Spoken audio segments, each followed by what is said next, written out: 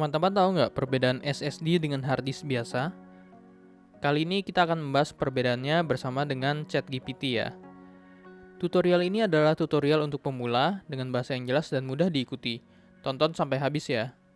Ini kita buka ChatGPT ya. Linknya di sini. Nanti saya taruh di deskripsi ya. Kalian login dulu, habis itu coba kita tanya ya.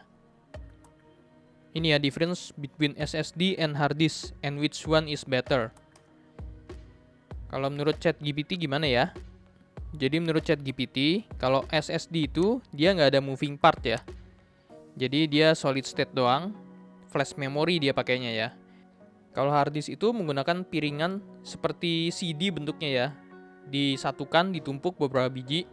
Nah itu akan berputar ya. Jadi lama-lama motornya bisa aus juga ya. Jadi secara general emang SSD itu lebih awet daripada hard disk ya. Tapi SSD itu harganya lebih mahal daripada hard disk untuk ukuran yang sama. Secara general SSD itu lebih baik karena dia memang jauh banget lebih cepat daripada hard disk. Cuman kita nanya nih, kalau misalkan untuk data gimana ya? Memang beberapa hal kalau misalkan untuk data mungkin masih lebih baik hard disk karena harganya lebih ekonomis daripada SSD ya.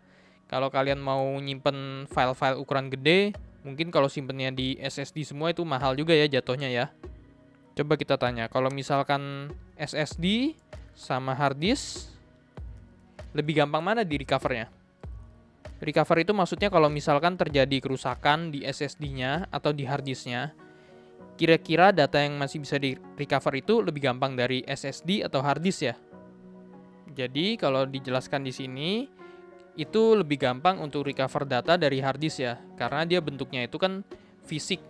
Dia semacam kayak CD, tapi dia menggunakan magnetic media ya. Jadi kalau misalkan hard disk itu lebih gampang di recovernya dibandingin SSD. Karena kalau SSD itu dia pakai flash memory ya.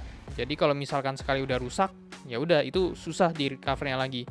Kalau misalkan hard disk, itu piringan-piringan datanya itu bisa dipindahkan menggunakan peralatan khusus ya. Jadi dipindahkan, terus motornya istilahnya kalau misalkan emang hard disknya motornya mati atau headnya mati, itu bisa dipindahkan ke tempat lain. Itu mungkin masih bisa di recover ya. Tapi kalau SSD itu udah susah ya. Karena dia cuma berbentuk flash memory yang recovernya itu ya memang agak sulit ya. Jadi kalau misalkan untuk data, mungkin hard disk masih lebih baik ya.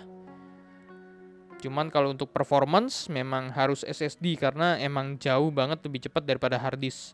Bahkan kalau misalkan laptop lama kalian tambahkan SSD sebagai operating systemnya ya, itu akan menjadi cepat lagi loh.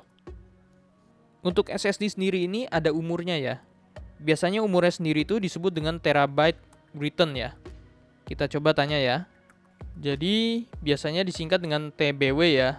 Terabyte written itu mengukur jumlah data yang sudah di-write ke dalam SSD ya. Jadi biasanya itu umur SSD itu dilihat dari berapa banyak data yang udah tertulis di SSD-nya ya. Tapi kalau misalkan baca doang itu nggak kehitung ya. Jadi yang kehitung itu kalau nulis doang. Jadi kalau misalkan kalian copy data ke dalam SSD-nya, itu baru kehitung. Tapi kalau misalkan kalian cuma baca doang data dari SSD-nya, itu nggak kehitung ya. Tapi, sering juga kalau misalkan buat operating system ya, dia kan banyak nge-write data untuk cache segala macam ya, itu juga akan berkurang. Cuman kalau misalkan yang udah merek cukup oke, biasanya dia juga terabyte write-nya itu cukup tinggi ya.